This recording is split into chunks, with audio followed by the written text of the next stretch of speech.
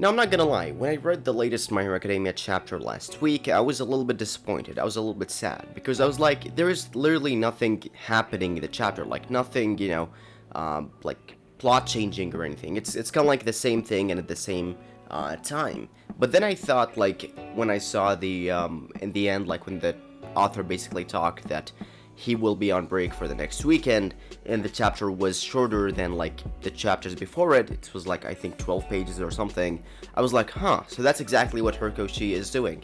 You see, every time that Horikoshi decides to go on a break or something, he kind of like inserts sort of like a filler sort of chapter, like half filler, half normal, I guess.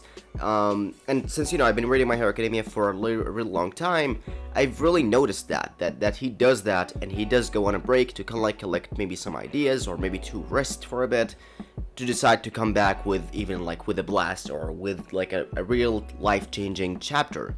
So here is what I'm thinking, what's going to happen in the next chapter of My Hero Academia, chapter 366. So without further ado, let's get on. I want to remind you this is a spoiler video, so if you're not caught up with the manga, proceed with your own caution, you have been warned. And if you enjoy my content, feel free to join the channel or thumbs up this video, both is a great option. Alright, let's kick off. So in the last chapter, the chapter actually focused on two main things. It focused on Bakugo's heart-changing operation, should we call it, and also Shigaraki and him inserting those new things, which is basically assuring us that he has even more control now of his basically handy quirk sort of thing. Because if you notice, the things that are coming out of his hands are basically like his families, or maybe the people he have killed, maybe his relatives, maybe his friends, and he's kind of like recreating them in that sort of like a zombie way, which is assuring us that he's kind of like making them like a puppeteer sort of thing. He's having more control of his body right now than before, because before he's just like, showing off hands and throwing them at the heroes, but now he have people to kind of like come out and attack the heroes. Maybe it's sort of like a way to mislead the heroes and assure them that maybe those people are real so that they won't attack them.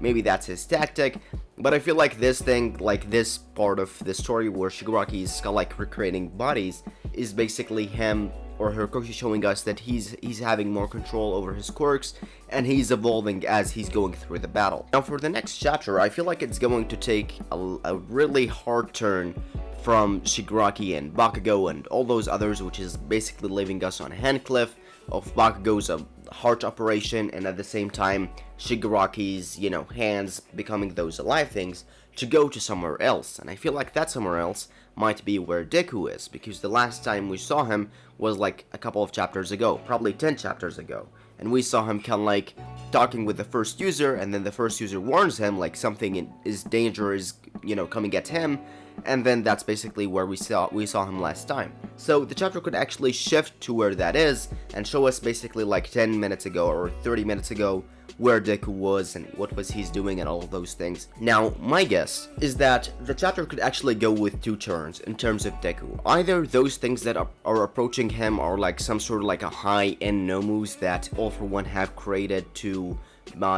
make Deku even like get a little longer behind, so that when he arrives, maybe all the heroes will be dead or injured or knocked out, and he will be raged, so it will be easier to take one for all from him. Or those things that are basically like approaching him are probably the heroes from abroad. Now, don't have to forget that we still like have the My Hero Academia Vigilantes, which is basically canon, approved by the author himself, and that those heroes like from the Vigilante manga could actually arrive and help out with what exactly is going on. We don't know, maybe Deku will meet Kyuichi or something. That would be an interesting plot, with them like, interacting with each other. But I feel like all those plots that Horikoshi Sensei has been creating, from like the Washington DC shift to where Shigaraki is and where Deku is, I feel like the things that are approaching Deku are the heroes from abroad.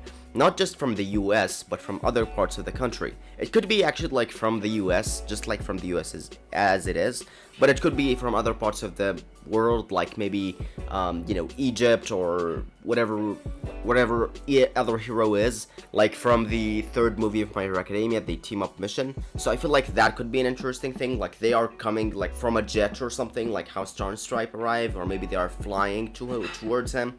We don't know, but I feel like that will be an interesting thing to happen, where they will be discussing what's going on with the plan and how they are going to define themselves, so that each parts of those heroes will go to different directions, so that each one will like assist each other heroes. Maybe like some hero will arrive with Deku and they will go towards UA and help out with Shigaraki and the others. Some heroes will go to like where All For One is, some people will go towards Toga and Tsuyu is, so that I feel like it's an interesting plot to think about. But let's say that Horikoshi-sensei want to go with a dark turn, and he just sent out those high-end Nomus or those high-end villains maybe from abroad, because we still don't have to forget, we haven't really seen like villains from abroad. Like all the villains that we have seen are like all from Japan so far in My Hero Academia.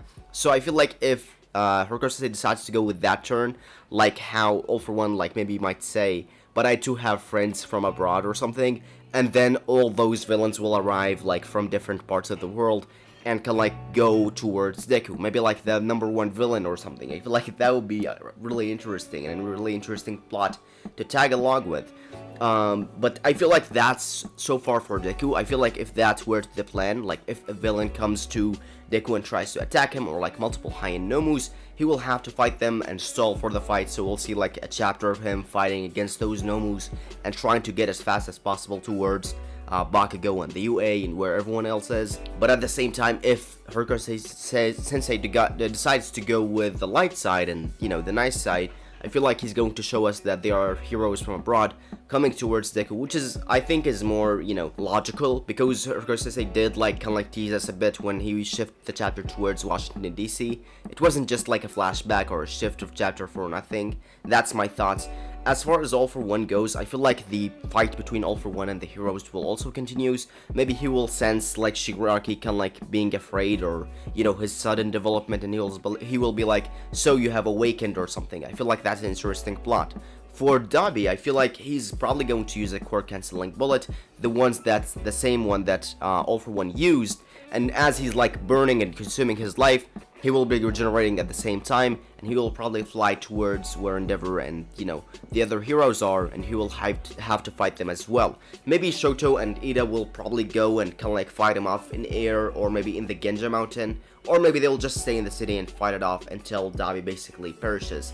But I feel like it's an interesting plot, since Horikoshi-sensei did state in the chapter that Dr. Garaki did work on the quirk cancelling bullets and tried to focus on what the real person quirk is and can like develop that. So I don't think there's just like one bullet or something. I feel like each one of the villains does have, or like the main villains, let's say, does have a quirk cancelling bullets, or like some sort of like reverse bullet that would kind of like regenerate them as they are like taking injury.